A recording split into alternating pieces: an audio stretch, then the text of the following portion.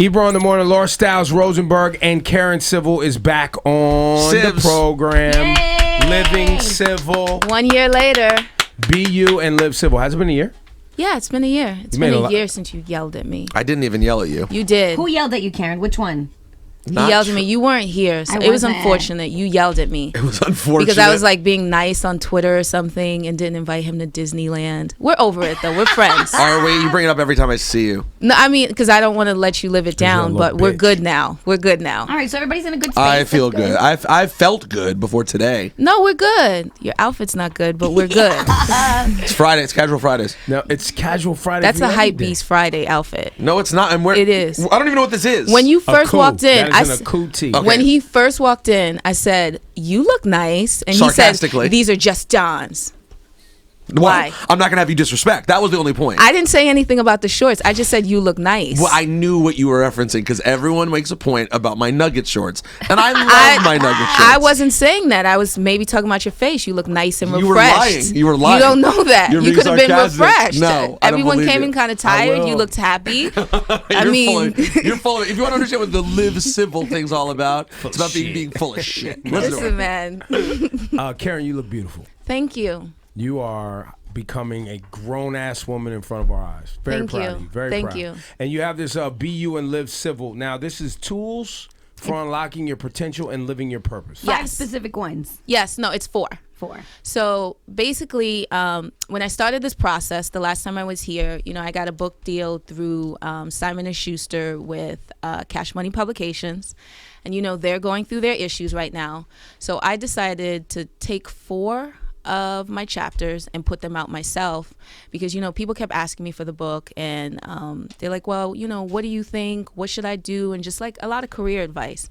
So I used 4 different experiences that I went through and I put it in here. I left some empty open pages so people can add their comments and just things that they're going through, like life goals, inspirations, and things like that to help them further on with their journey. Can I read an excerpt from chapter 1? Yes. You guys will get a kick out of this. Okay. All right, go for it. My 5th grade graduation from Lafayette Middle School was very amusing.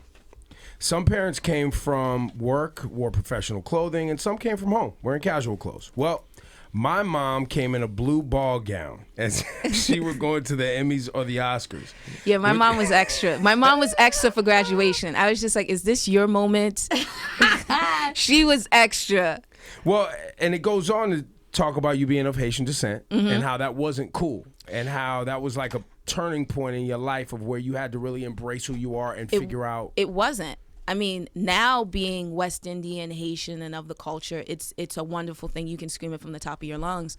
But growing up, it wasn't cool to be that. You can either be, you were black, you're white, or you're Hispanic. So if you were Haitian, they considered you like an immigrant, and they would say that you were an ESL. So the Haitian kids didn't like me and my brother because we weren't an ESL. And like the black kids didn't really like us because they're like, you're not really one of us. Technically we are, but they didn't see us as one of them.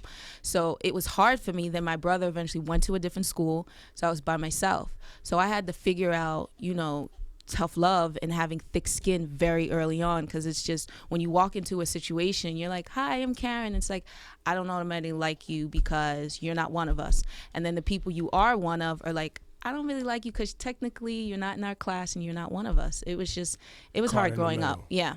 So how does that manifest itself into who you are today? I mean, it goes back to having that thick skin and understanding, like, Karen, this is your path. You can't conform. In high school, I used to want to be like all the other kids. I said, you know what? I'm not like everybody else. Let me try to be like them. And then I realized those were the unhappiest years that I had. And when I started to like, Karen, you like the Backstreet Boys, you like Wednesday Addams, you like to wear black, you like to go home and be on the computer, and that's okay. When I realized, the things that made me happy were important, it just became freeing that I was just okay with being myself. And I said, at this point moving forward, like, I don't care what anyone says, like, I'm going to get paid to be me. I'm going to live my life. I'm not going to change. I'm not going to conform. I don't care what society says I should be or how I should be. I'm just going to be Karen. And so now, like you've done college campus tours. You have this book. I mean, obviously, a lot of people know you from your website and the civil brand that you created and sold, and all your endeavors. In this book, in the back, you have you've left blank pages. So this book that you have is really kind of like a handbook, if you will, something that somebody could keep with them and refer to. And you take it with your journal, your planner, and you kind of go with it. It's not something that, it is something that I want people to understand. Like, you continue on. You take some of my inspiration, my moments, and you figure out like, oh, we have things in common and places you want to travel. Things you should be thinking about, because once you read this, I feel like it's going to start getting you thinking like, well, she was able to do this under these circumstances. Well, let me think about some stuff. And it's like I have those pages there right for you to write down your ideas, your thoughts, so you can just start putting them into motion. Very cool. Karen, I saw you. You talked about your background and really embracing, your roots, and I thought it was something really amazing how you built playgrounds in Haiti. Yeah, that was something I did. I started last year for my birthday, and we completed it. We're still in the process of completing it now. It started out as a playground, but then when you look at the school that's attached to it, and it's not in the greatest form. It was reconstructing the school too, giving them proper plumbing, a bathroom, all the things we take advantage of, they don't have there. And is this where your family's from? The town in Haiti where your family's from? No, but it's like nearby. It was hard to find an exact location that I wanted to go to. So we literally were driving around for 2 days, going to different orphanages and schools. And then this one just stuck out to me. It was like a government owned playground and school. And I was just like, you know what? This is where I want it to be. This is where I want to work. Those kids were outside just sitting in the sun, empty space, no nothing. And they were just some of the sweetest and nicest kids, even under those circumstances. They were just so open and nice. And I was just like, I want to do something for these kids. So how do you fund a project like this? Started out with my money. And then from there, so many people reached out and wanted to help. Funkmaster Flex donated, Terrence J, Mac May, Nipsey Hussle. So many people have come in. Once they see you're committed to it, right, they're like, okay, this is exciting. How can I help? I'm like, okay, a check. Really easy to help. Yeah. I was like, we can start with a check, but then now it's just with that. And I said, it's great that you guys gave money, but, people who are, I said, we're going to figure out something to go back, do a whole hangout day and just bring people there to really see the kids and understanding what they're being a part of. That's beautiful. Yeah. So Karen, you know what I'm talking about now. You are seen as one of the foremost people in your, I guess, field, I'll call it, digital, PR. I think digital media. Let's call it media. I don't want to say PR because that's extensive, like work and certain things, and I don't have that full on background, so I don't want to take that title. Got it. You were early. Would you say that we were discussing this earlier? Would you say that you were one of the first people who figured out how to translate the interest in like hip hop on online, etc., into dollars? Like you did a great job taking all this interest that existed and connecting dots, especially with companies, because when I go to all these places, they want to be part of our culture. The same way people are sending you things for free, and that, like, I used to get excited by that. I'm like, oh, this is great. I got bottles, I got shoes. But then I was like, there's a bigger picture here. Maybe we can figure out a partnership. Maybe we can create some sort of content, create synergies. So that was my big focus. And then that's when I started to go in and to reach out to these companies, and it's been working for me.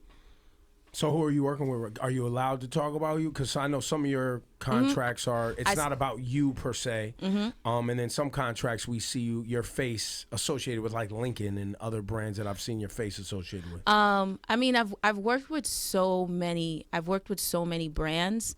But now I'm like, Mix Moscato, Beats by Dre, obviously still. Those are the two. Hennessy, shout out to Henny Mo and Twee. Those are three that's big for me. Those are the big ones. So where's the game at now, right? Because if you line your trajectory, career path up, you can kind of line it up very nicely with Young Money, right? Like if I say, okay, Karen Civil started right around this time, also you see I Lil say Wayne. Flex first, and then Flex first, Dipset, then Young Money, and then it kind of just went into like new hip hop kind of artists, you know, from the J. Cole's to the Drakes to the Nicki Minaj's, and now, you know, I'm a West Coast kind of girl.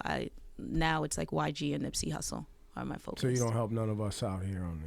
I still do. I got love for Troy Ave, Hovain, and there's some other people, but it's just like now those are the two that I Are you work still with the taking most. on clients, or is this all? Is the Karen Civil? Are you more focused on yourself and you going out and helping the next generation of people who want to be? Yeah, Karen Civil is focused on that. It's just like more of empowerment. I know people just think it's just women empowerment, but it's just empowerment, period. And then I still have my company, Always Civil Enterprise, and we still do digital media for a lot of different people. It's not artists per se anymore. It's a lot of companies. We always get asked about Troy Ave. He's like a regular piece of conversation. People are interested in. They love him. They hate him. He's a piece of something people are interested in. Do you have any insight for him on sort of taking the next steps? Because by and large, it was viewed that his album was not successful, and getting back on the horse here is a challenge. Yeah. After that, what have been your words for him? I think he really needs. I like the movement that like him and Hovain have created. They've done very well. It's very localized. That's the only thing. I think he definitely needs to get with a booking agent, like a real big one, like an ICM and certain things. And he needs to start touring, and he needs to like build his demographic. But other than, familiar. I'm You assuming. feel like you've said similar things. Where are you humming? Okay, so then ditto to if he No. wrote It was more talking to them. Not to yeah, you. Oh, talking to okay. them, yeah. Oh, okay. So I think that's really I think they've crossed they have everything on the checklist out here for the tri-state area as far as billboards and this and that, and you can only do the circuit so much. I think once they get with that, to me, booking agents are the new labels. They're people, literally, I've never heard their song on the radio. I've never Selling seen a out video. shows, yep. And it's like they're selling out shows because of They have a their, hot booking agent who knows what to do. Yeah, that knows what to do. So I just feel like he has to align with one of those and then just make sure he's touring at those right times. You know, homecomings and certain things are coming up. He just has to take advantage of those. Have you seen a lot of artists make the mistake, and I think Troy could fit into this category, but I don't want to jump out, of a lot of booking agents will go crazy because they're saying, I can't book shows for this person because they've been running around collecting bags at clubs, and they're less valuable as a performer as a result. Yeah, definitely. I like Drake's methods to certain things. Drake will go to the club. Like, he's not going to do a club booking. Like, he'll go show the DJ love, show up, or whatever the case may be. You have to like step aside and just realize you're stepping over $1 to pick up a nickel, kind of thing.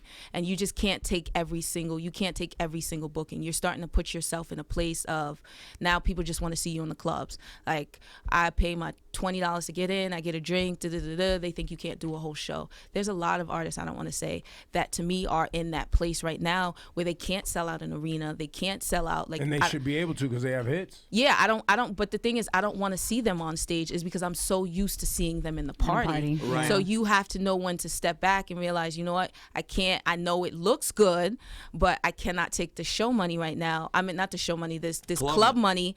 I need to be on the road. It may not be the same. You know, a club probably will give you a 10 bag real quick. A show you might get 7,500, and they're like, oh, it's less, but and you got to go through the agent, and they got to get their yeah, cut. You have to do the but proper diligence. That's that small cut or whatever it is, but you're building an audience. You know, you're doing ticket sales, and to me, that's worth it. And you're selling merch. Yeah. Yeah, you don't sell merch at a club. Most people don't. Most people haven't even gotten to that place of creating merchandise. But yeah, you know, your meet and greets and everything else. Karen Civil, let me get the title right here. Tools for Unlocking Your Potential and Living Your Purpose. Now, Yes. Karen, your family members are at it. Lil Wayne and Baby. I mean, we all love them, but business is not right. And Wayne has been vocal about it, and I guess they're in court. There's a lawsuit going right now. So, that's for me to talk about. Well, No, it's not for you to talk about that specifically, because I know you have information that you're probably not willing to share. But what I did want to ask, as Lil Wayne continues to put out music, right? what is the next step for Lil Wayne? Because his house, they ran up in his crib and they just took some artwork out of his house, or I guess some bills he hadn't paid. I don't understand the whole story. For like a jet company, jet private or jet something. company. Yeah. To me, Wayne is always gonna be Wayne, and it's not. It made my favoritism come in. He's always going to be like top 5 to me, and they're gonna get through it. I don't think it's as serious as the way the media portrays it. Like when I speak to Mac, it seems like folks are good. They're just figuring out the paperwork. It's still love. They're just figuring out the paperwork. I saw some birthday wishes. Yeah, wish him a happy birthday. They're figuring out the stuff, the back end. Wayne is still working. He's doing stuff. Him and YG actually have a song together, which is really good. And he's dropping something on Thanksgiving. He's working. He's continuing to do that and skate and just be happy. He has his kids. He has his health. He's good. What about some of the new artists you're working with, YG and these guys? You said that you're very entrenched in their careers and their releases at this point and handling their media. Yeah, with YG, more so it's he has a foundation and I sit on the board for that. And it was something that I got to be a part of last year. Because it's like when they come to you with an idea, you're like, everyone loves to do stuff around the holidays. And he was like, I don't want to just do things around the holidays. School is getting ready to go back. I have all these shoes. I want to just do something in Compton. And, he works with Mama YG, which is his mom. And like, I was like, well, figure out how you want to do this and I'll come in and we can make it work. And he literally had a back to school event for like just kids in the neighborhood. Like hundreds of kids showed up. People got backpacks. You got sneakers. Nipsey bought the Fat Burger truck. They were on the truck feeding the kids. They had like performances. Then they had toys for them to play with. It was just, it's exciting to be a part of that. And that's what I love helping YG with, is really giving back to his community. And then with Nipsey, it's just, me and my business partners, Steve and Jorge, we work on the management side with him. And, he's working on his album. He's in a great space. And we're just excited to finally get it out. Where's the business going next? And I want to leave on this one. Pick up. When is this book available? It's out now. I'm really excited. You can get it on livecivilbook.com, the autographed copy for me, and then Amazon and Barnes & Noble. They have the regular version. You can go get it there, but livecivilbook.com. So I walk up to you now. We've seen there's so many popular blogs. Anyone starting a blog or a Tumblr page, there's all the social media. The way that your path was routed, somebody might say, well, I want to take that same path.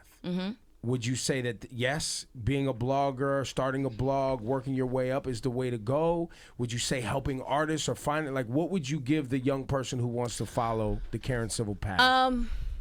I tell people it's all about now. Now I feel like the doors are open where companies know where influencers are here. We exist, and the word exist. So now it's creating those synergies and building those relationships with companies that'll pay you to do what you naturally want to do. Like to go, I remember I went to see what's the Jay-Z and Kanye show? Watch the Throne. Watch the Throne in Paris. And it's just like I figured out how to make a company pay for me to go, to then also pay me to like create content, do everything else that I naturally was going to do on my own dime. So it's just really about creating synergies and relationships. Did you just pick up the phone and call somebody? Was it a relationship you already had? Because you make it sound very. I just figured out. It's not easy. I went and Googled pay trip to Paris. No. Oh, here's a Parisian. Yo, I'm trying to go to this concert. No, so I basically create a one sheet, a marketing deck for myself, and I think every blog, every influencer should have that. Like, this is my reach, this is my audience, these are my RTs, this is what I'm doing, and I'll reach out. Retweets. Yeah, my retweets. These are the influencers who follow me. I really know all my social information, and then I'll reach out to, it's usually an agency. So I make sure those are the relationships I love. It's not even the rappers or the managers anymore. It's all the agencies, because they cut the big checks. So I'll reach out to agencies like, hey, just wanted to give you an update on my one sheet. If you have anything going on, I literally send that every other month. And then this is how the relationships come in. Like, hey, we're doing this with Lincoln. Hey, we're doing this. Hey, we're doing that. So that's where it comes from. It's just creating that one sheet, that deck, and then just sending it to the different agencies that I have relationships with. And also for the smaller like bloggers that are just starting, that don't have as big a following, they shouldn't be discouraged. Because I know if I was up and coming, like, well, I don't even have that many followers. I try to tell people it's not really about the number. I look at someone like, I love Marcus Troy. And when I talk about him, a lot of people people don't know who he is. And I'm like, you know, he has maybe like 20, 30,000 followers. I don't want to get it too wrong, but he has done things with some of the biggest brands, like from Mercedes to just numerous companies fly him all over the world. And I'm like, you may not know him, but he has created this thing around him that's just incredible. Like, and what do you think that? How would you describe it? He's Marcus Troy. He's only got. Is it his level of engagement? Because you hear that from on the inside in the meetings. It's about engagement. It's not about a number. It's about how many of your followers can you activate to actually do something. I think with him, it's the engagement, and it's the fact that he again, a lot of influencers and bloggers don't have that one sheet. They don't know who their audience is. They don't know who they target. So he probably is sending in that same thing, like, listen, my audience drives these automobiles, wears these shoes, or does this, or whatever the case may be. He is looked at as a top influencer because he knows all his information. And to me, it's just incredible watching his growth and seeing him. And that's where, like, I get excited and I get new ideas from just watching him. I'm like, oh, that's dope, he did that. I probably can do this too. And it just gets me excited. But he's one who, probably is not on certain people's radar who should be. Karen Civil, dropping gems. Do we leave anything out, guys? Feel good about this because we got the Karen Civil here. She feel built good. her own brand. Look at us. Schlubs. Look at her. I know. Don't do that. Look at her. Don't do that. She's glowing. She's glowing. You're not. The glow. Why directly at me though? Shouldn't Just have been a look at you. collective. No. Look at you. I have a little glow. Laura's glowing. No, little Laura's glow. glowing. I have a Laura little looks glow. good. Thank you, Karen Karen. Civil. We've known Karen since she was Those an shorts intern. are questionable. Karen looks phenomenal, bro. roasting. Thank you. I'm not, Thank you. you know what? I glowed up. I just tried to get on Karen's good side, so I glowed up. I'm gonna let her just eat me today. I'm not. I'm just saying you knew I was coming. You could have looked a little I have nice. to dress up for you. I didn't say that, You but I'm used just to saying. co-host with us in the morning at 6 a.m. Yeah, I know, but you could have just a little bit. Spiced a little it up bit. for you a Yeah, little just bit? a little bit. Put something under the eyes or something. Like, it's Turn like this off. bags. It's like something. Like, enough is enough. Rosenberg, you need some concealer next time. All right. I'll wear makeup for you next time. I'm just. I was trying to show you some leg. Not interested? Oh, God. No. All right. Well, it's your choice. Little furry patch. Aw. Karen, it's always great to see you. Congratulations on everything. Thank you so much. Take I care. love being here. Congrats. Congrats, Karen. Karen.